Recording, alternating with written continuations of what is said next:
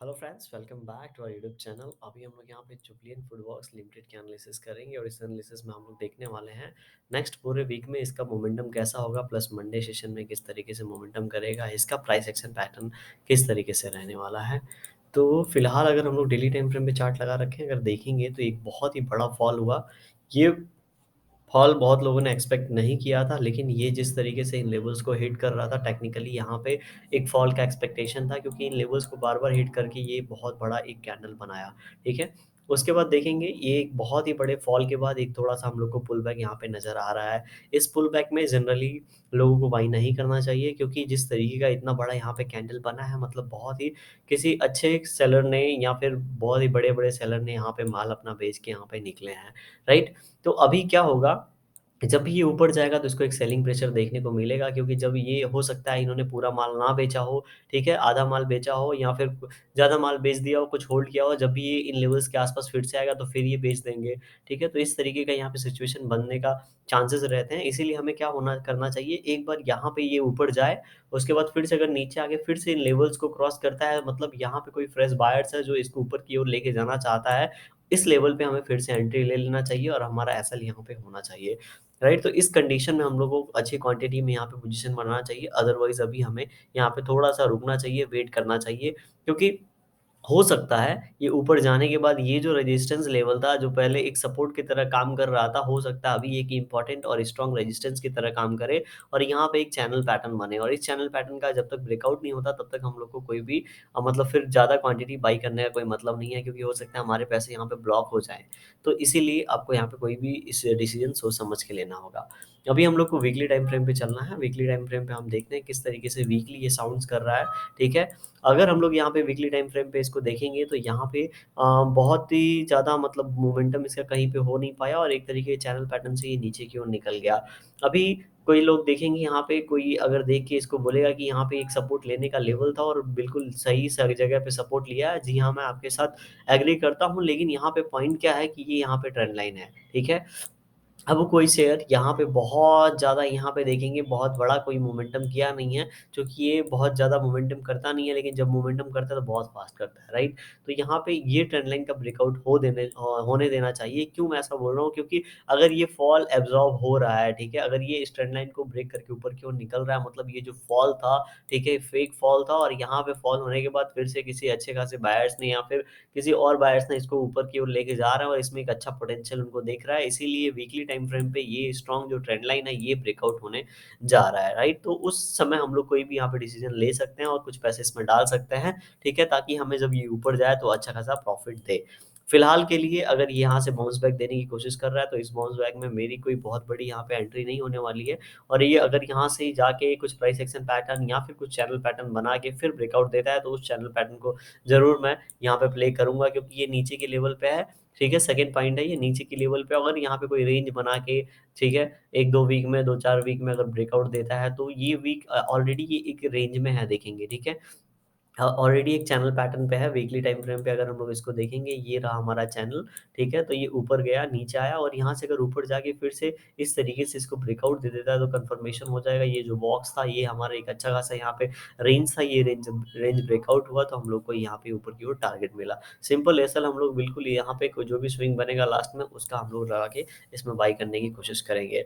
Next week की बात करेंगे तो नेक्स्ट वीक में अगर देखेंगे हैमर टाइप कैंडल बना है एक। ठीक है। तो ये कैंडल का इंडिकेशन इतना है कि अगर ये अपना हाई ब्रेकआउट देगा तो ऊपर की ओर निकल सकता है। मेरे ख्याल से ये जो कैंडल का जो यहाँ पे हाई लगा हुआ है, एक रेजिस्टेंस का यहाँ पे काम करना चाहिए, और ये रेजिस्टेंस का काम करेगा। बायर्स की पूरी कोशिश होगी, नो डाउट, ये लगभग-लगभग इन लेवल्स के आस-पास आके क्लोजिंग दे, क्योंकि एक रेजिस्टेंस ये है, पहला रेजिस्टेंस हो गया 560 570 के आस-पास, दूसरा रेजिस्टेंस हम मिलेगा हमको 583 के आस-पास। ठीक है। तो ये दोनों रेजिस्टेंस का रोल प्ले कर सकते हैं, और उसके बाद अगर यहाँ पे रुकने के बाद ये शेयर बाद में यहाँ पे ऊपर क्यों निकलता है, तब हम लोग को अपनी प्लानिंग करनी होगी। राइट।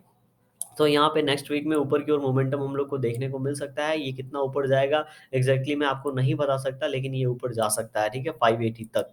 अभी हम लोग क्या करेंगे, नीचे की ओर अगर की बात करेंगे तो अगर यहाँ पे गैप डाउन, जैसे ये कैंडल का ओपनिंग प्राइस यहाँ पे है, गैप डाउन ओपनिंग होता है तो ये कितना नीचे आ सकता है, तो हो सकता है फिर से ये इन लेवल्स को 545 के लेवल्स को एक बार रीटेस्ट करे।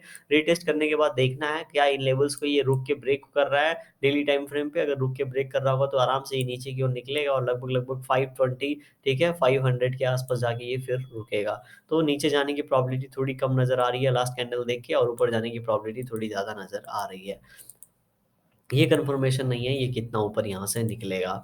ठीक है, तो जैसा कि डेली टाइम फ्रेम पे ऑलरेडी हमने डिस्कस किया किस तरीके से हम लोग को इसमें अपना अगला स्टेप लेना चाहिए और किस लेवल पे ये यहाँ पे रुक सकता है। तो एटलीस्ट इन लेवल्स को एक बार निकलने देते हैं, क्योंकि यहाँ पे एक रेंज भी बन जाएगा, हमें एक एसएल मिल जाएगा, एक छोटा सा एसएल।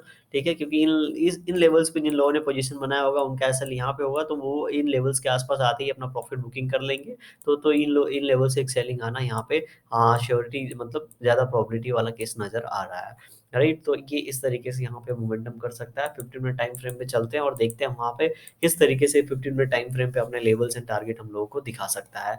देखिए, अगर रेंज को समझना है तो बहुत ही सिंपल एग्जांपल दूंगा। जिस रेंज की मैं बात कर रहा था, ये रेंज, ये लेवल है 548 का। ठीक है, 548 से लेके हम लोग मान लेते हैं 550 का एक लेवल है, इसके नीचे एक रेंज बना लगभग लगभग 8 टू 10 रुपीज का। तो जब भी ये यहाँ पे रेंज बना, ये इस तरीके से ब्रेकआउट दे रहा है, तो हम लोग को पता चल जाना चाहिए कि वन टाइम, टू टाइम, और ये इस बार इन्हीं लेवल से सपोर्ट लेके ऊपर की ओर निकल रहा है और यहाँ पे ब्रेकआउट दे रहा है। तो ये एसएल लगा के हम लोग यहाँ से, ये एसएल कितने का होगा, मेरे ख्याल से 4 से 5 रुपए का होगा, और ये जो हमारा टारगेट है 10 रुपीज का है। तो 550 से 560 तक का टारगेट देखेंगे, इन लेवल्स के आसपास थोड़ा सा रेजिस्टेंस है और 564 के आसपास। तो ये इस तरीके से अगर हम ट्रेडिंग करेंगे तो 1:2 1:3 हम लोग को आराम से मिलता रहेगा।